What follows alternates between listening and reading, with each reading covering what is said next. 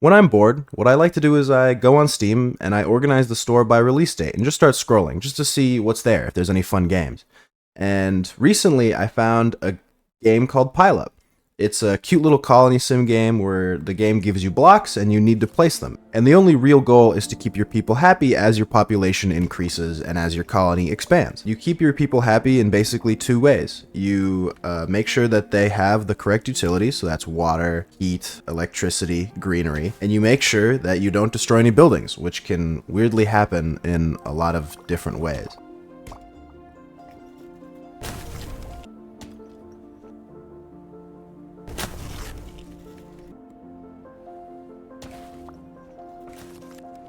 The main reason you don't want to destroy any buildings is because it kills your population, and when you kill your population, it makes everyone else who stays alive very sad. When you beat a level, which is done by reaching a certain population count, you unlock new levels that are more difficult. And in addition to that, you also get an in-game currency, which you can use to unlock unique blocks. These unique blocks are offered to you once you reach a certain population milestone in the levels. You're kind of given an option of all the unique blocks, and not every single unique block, but rather you get one choice of 3 or sometimes 4. Examples of some of these unique blocks are casinos, cafes, and the focus of today's video, slums. But first, why do we play colony sim games? Is it because we're afraid of the cruel indifference of the universe, the complete apathy it has for human life, and by creating our own little world, we by extension escape the horrors of reality briefly, if at all?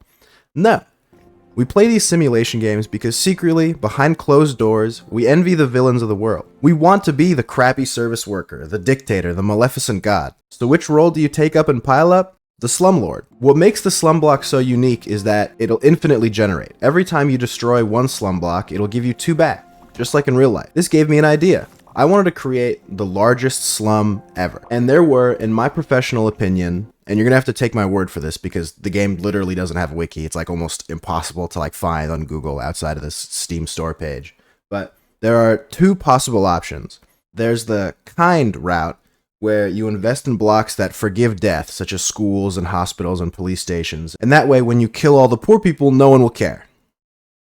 Just like in real life. You would also use a different unique block called the Watchtower, which gives you a copy of the block you just placed. Or there is the mean way, which is the route that I ended up going. For context, the way that you generate blocks is that at the start of the game, they will give you factory blocks. And every turn, these factories will generate different things depending on what type of factory it is. So a house factory will generate housing, a requirements factory will generate a utility, etc., etc. As I mentioned before, when you reach certain population milestones, you are presented with an option for your factories to generate unique blocks, in addition to the blocks they already generate. This is important because there's another unique block in Piled Up called a jail. Jails immediately generate all blocks from a factory that it is touching, and generates 2 turns worth of blocks to all other factories. So in theory, you can have a perfectly crafted factory that generates slums and jails in an endless loop of poverty. Just like real life. The idea being that factories will constantly generate housing and utilities, so you constantly hit population milestones for more housing, utilities, and most importantly, slums. So with my plan laid out, there was only one thing left to do.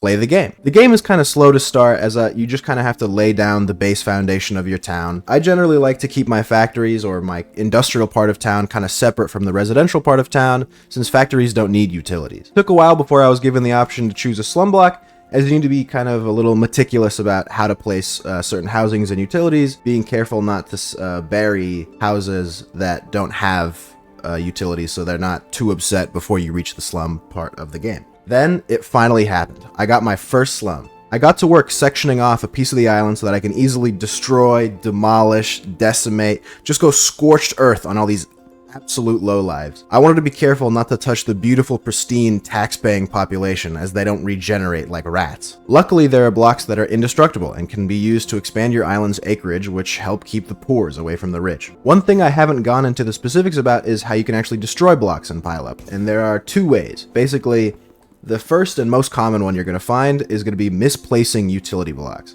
So there's a heat generator and an electricity generator, and when those utilities are placed next to each other, they explode, both of them. They cause an explosion that destroys everything within a certain radius, except for indestructible blocks. In addition to combining the heat and electricity utilities, the water utility has a dripping attribute, which when placed on a block that isn't destructible, it'll destroy the block beneath it. The second way is very similar to the first, where you are causing another explosion, but it's caused by something else, where there's another unique block called a casino.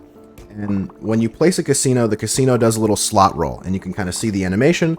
And the three options are happy face, neutral face, and frowny face. The one that's important for destroying blocks is the frowny face. When you get the frowny face from a casino slot roll, you are given a debt block. And when you place that debt block, it will explode. Since I know this is a lot, kind of to recap, the most important blocks for this challenge are slums and jails.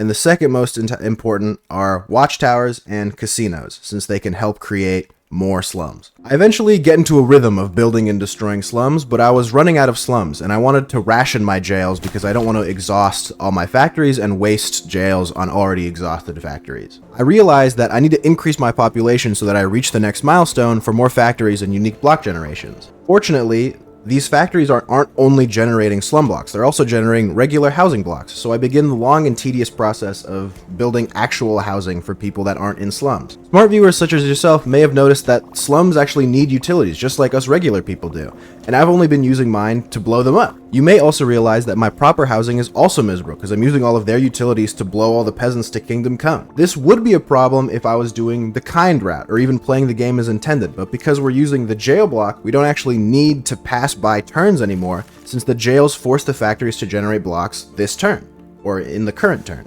After I placed all my regular housing, I reached the next population milestone, and I could go back to my true passion of destroying and building slums. And the cycle repeated over and over and over, and it got boring, I won't lie to you.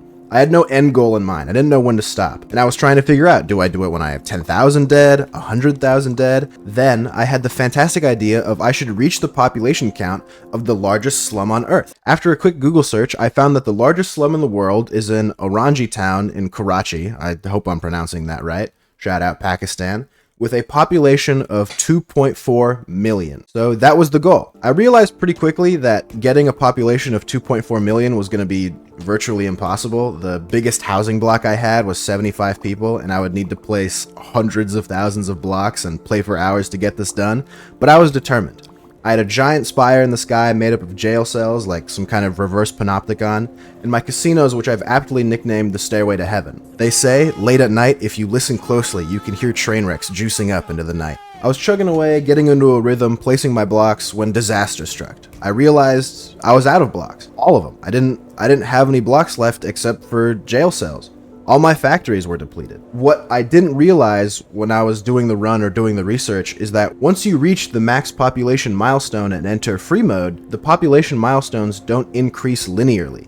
So it's not like you reach 20,000 and the next one is 25,000, the next one is 30,000, the next one is 35,000.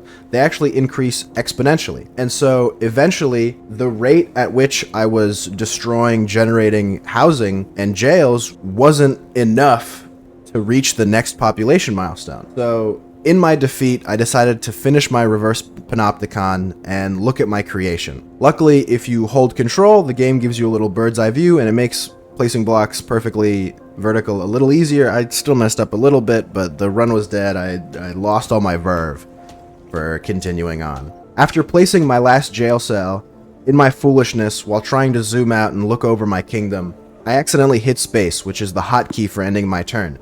And the reverse panopticon was so tall and the people were so mad at me that my game actually froze and the defeat screen immediately came up, ending the challenge. I ended the run with 7,180 happy people, 23,922 sad people, and 25,083 dead poor people. I'm pretty sure I only killed poor people, but the math doesn't 100% add up. But I know that the population per slum placed is 50 people. Since there were 25,000 dead people, I assume most of them were poor because I was only blowing up slums. I can do a quick division, and it turns out that during my run, I had placed 478 slums. Or more specifically, I blew up 478 slums, in addition to the dozens that I had placed at the end of my run. Lord knows that I can't attempt this challenge again. It took hours. I won't be able to do it. At least not anytime soon. I tried my best and I lost. It happens. For now, thank you all for watching, and I hope you have a wonderful day wherever you are.